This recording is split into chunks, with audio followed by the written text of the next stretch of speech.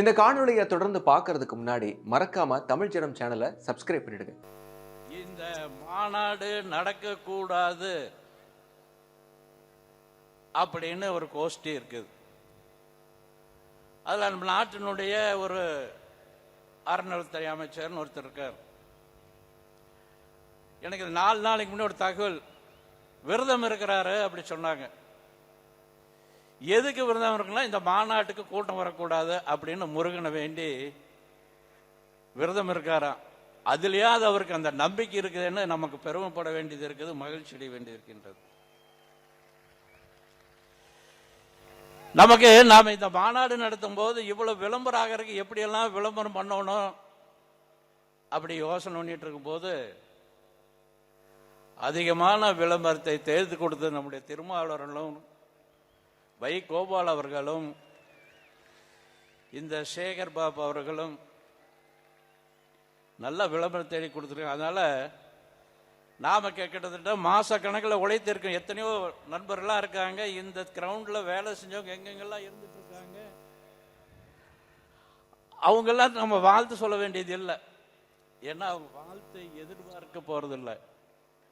ஆனால் கண்டிப்பாக சேகர் பாபு அவர்களுக்கு நாம் மனமாற பாராட்டுகின்றோம். இந்த விளம்பரத்தை தேடி கொடுத்ததுக்காக நாம் அவர்களை பாராட்ட வேண்டி இருக்கின்றது. அவர் சொல்றாரு, இந்த மாநாடு எதற்குன்னு கேட்கிறாரு. ஆந்திராவில் இருந்து ஒரு துணை முதலமைச்சர் இதுக்கு வரணுமான்னு கேட்கிறாரு. அப்புறம் என்ன சொல்றாரு, நாங்க 400 கோடி ரூபாயில மாநாடு நடத்த போறோம் அப்படிங்கிறார். நீ மாநாடு நடத்துற ஆளு 400 கோடி ரூபாய் என்ன செல்ற எங்கிருந்து பணம் வந்தது நீ சொல்லணும். ஏதாவது உங்க அப்பா வீட்டுல இருந்து வந்த பணமா, இல்லை உங்க முதலமைச்சர் வீட்டிலிருந்து கொடுக்கக்கூடிய பணமா, இல்லை அறநிலையத்துறை அமைச்சர் அவருக்கு கொடுக்கவே அங்கிருந்து பணம் வருதா, இல்லை கோயில் பணத்திலிருந்து செலவு பண்றியான்னு நீ கணக்கு கொடுக்கணும். நாங்கள் கணக்கு, இந்த மாநாடு நடத்துக்கான கணக்கு கொடுக்க நாங்கள் தயாராக இருக்கிறோம். 1500 வசூல் பண்ணி எந்த விதமான யாருக்கும் எந்த விதமான பணம் கொடுக்காமல் அவரவர்களே இந்த மாநாட்டுக்கு வந்திருக்கின்றார்கள். நாங்கள் கணக்கு கொடுக்க தயாராக இருக்கின்றோம். நீ அந்த 400 கோடி ரூபாய்க்கு எவ்வளவு கோடி ரூபாய் செலவு பண்ற, எவ்வளவு கோடி ரூபாய் கையூட்டு பண்ற, அந்த பணம் எல்லாம் எங்க இருந்துன்னு வரணும். கோயில் கும்பாபிஷேகம் பண்றேன்னு சொல்ற, எந்த கோயில்ல யார் யாரெல்லாம் எவ்வளவு தொழிலதிபர்கள்லாம் பணம் கொடுத்துருக்காங்க நீ வெளியிடறதுக்கு தயாரா இருக்கிறியா, அதுல எவ்வளவு ஊழல் நடந்திருக்குதுன்னு கணக்கு கொடுக்க தயாரா இருக்கணும். அதனால உன்னுடைய இதெல்லாம் இனி நடக்காது. இந்த மாநாடு நடக்கக்கூடாதுங்கிறாக ஆரம்பத்திலே இருந்து இங்க வேலை செய்வதற்கு எவ்வளவு தடைகள் இருந்தது. எப்படி சென்னிமலையிலே வந்து சென்னிமலையை மாத்துவோம், கிறிஸ்துவ மலையாக மாத்துவோம்னு சொன்னாங்களோ, அன்னைக்கு இந்த முருகருக்கு கோபம் வந்தது. தமிழ்நாட்டிலே ஒரு மாற்றத்தை ஏற்படுத்த வேண்டும் என்று சென்னிமலையிலே ஆரம்பித்து திருப்பரங்குன்றத்திலே எப்படியெல்லாம் இவங்களை வரவில்லாமல் பார்க்க வேண்டும், சென்னிமலை போல் திருப்பரங்குன்றம் வந்துருவாங்கன்னு மிரட்டி பார்த்தார்கள் காவல்துறை. நம்முடைய முருக பக்தர்கள் அதையெல்லாம் உடைத்து நீதிமன்றத்திலே நீதி வென்றது. அவங்க கொடுத்த 1 மணி நேரத்திலே கிட்டத்தட்ட 50,000 மக்கள் ஒரு இடத்துல சேர்ந்து மிகப்பெரிய சாதனை படைத்தார்கள். திருப்பரங்குன்றத்தில் எப்படியோ இவங்க கூட்டத்தை சேர்த்து போட்டாங்க. எப்படி சேர்ந்தாங்கன்னு இன்னும் அவங்க காவல்துறையும் மந்திரிகளும் கூட்டம் போட்டு ஆலோசனை பண்ணிட்டு இருக்காங்க. எப்படியாவது இந்த முருக பக்தர் மாநாட்டுக்கு இந்த கூட்டத்தை சேர்த்தக்கூடாதுன்னு ஆரம்பத்தில் நம்ம கட்டுப்பாடு. எங்க அருங்காட்சி வைக்கிறீங்க, எங்க 6 பக்கம் வீடு வைக்கிறீங்க, ஒன்றும் வைக்கக்கூடாது, எந்த வேலை செய்யக்கூடாதுன்னு ஒவ்வொரு வண்டியினுடைய ஸ்டாண்ட்லையும் ஒவ்வொரு கிராமங்களையும் போய் வண்டியெல்லாம் போகக்கூடாது, நீ போயிட்டு வந்தால் வண்டி மேலே கேஸு போடணும், ஒவ்வொரு வண்டியும் மிரட்டி இங்க வேலை செய்யக்கூடியவர்கள் எல்லாம் மிரட்டி கடைசியா நாம நீதிமன்றம் என்று நீதி வென்றது. அது போச்சு. இதுதான் அருங்காட்சியில சரியான கூட்டம் வந்துட்டு இருக்கு. ஒரு நாள் ஒன்று கிட்டத்தட்ட 7 நாளும் 7 லட்சம் மக்கள் வந்திருக்காங்க. நம்முடைய கணக்கு, போலீஸ்களுடைய கணக்கு. எப்படியாவது இது அங்கங்க வண்டியில நிறுத்தி ஆகணும் முயற்சி பண்ணாங்க. அதுக்காக நம்ம நீதிமன்றம் சென்றோம். நீதிமன்றம் வென்றது. இன்னைக்கு கடல் அலையாங்கிற சொல்லக்கூடிய அளவில் இங்கே கூட்டம் சேர்ந்திருக்கின்றோம். அவர்கள் திரும்ப அந்த அறநிலைத்துறை அமைச்சர் சொன்னது, இது அரசியல் மாநாடு, சங்கைகள் கடத்தக்கூடிய மாநாடு, அப்படிதான் சொன்னாங்க. நாம திரும்ப சொன்னோம், இது முருக பக்தருடைய மாநாடு, இந்து முன்னணி அரசியல் கட்சி இல்ல. திரும்ப சொன்னோம்.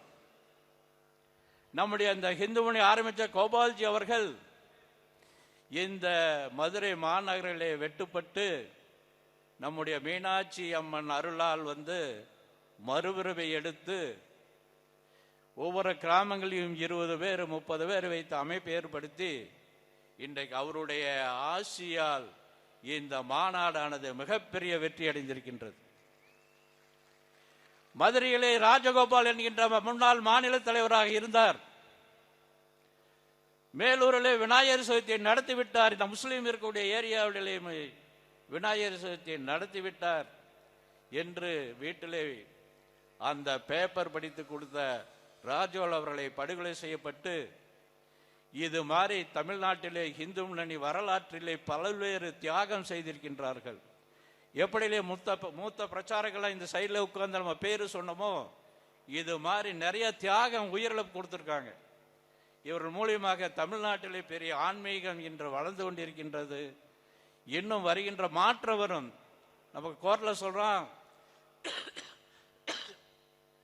இந்த மாநாடு அரசியல் பேசப்படும் என்று. நாங்கள் அரசியல் பேசல. இது முழுக்க 100% அரசியல் மாநாடு, அரசியல் இல்லாத மாநாடு. அனைத்து கட்சிக்கு நம்ம அழைப்பு கொடுத்திருக்கின்றோம். எதிர்கட்சியுடைய தலைவர் எடப்பாடி பழனிசாமி அவர்களுக்கு நேரடியாக சென்று அழைப்பில் கொடுத்தோம். அவரை நேற்றைக்கு வாழ்த்து சொல்லியிருக்கின்றார்.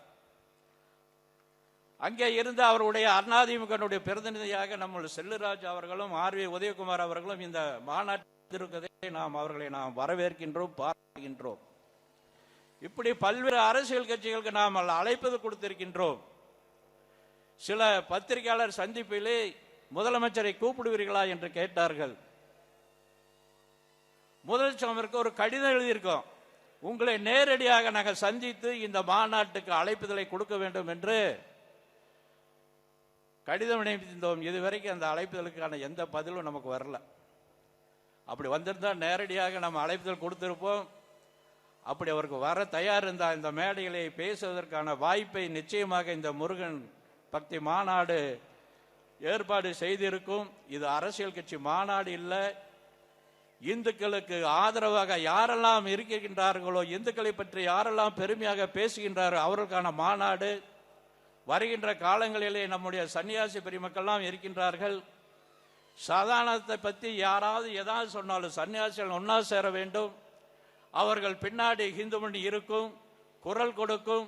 தமிழ்நாட்டில் ஒரு ஆன்மீக புரட்சி ஏற்படுவதற்கு இந்த மாநாடும் சரி, இங்கே இருக்கக்கூடிய சன்னியாசிகளும் பயன்படும் என்று கேட்டுக்கொண்டு இந்த நேரத்தில் பேச வாய்ப்பளித்ததற்கு நன்றி தெரிவித்துக் கொள்கிறேன். நன்றி, வணக்கம்.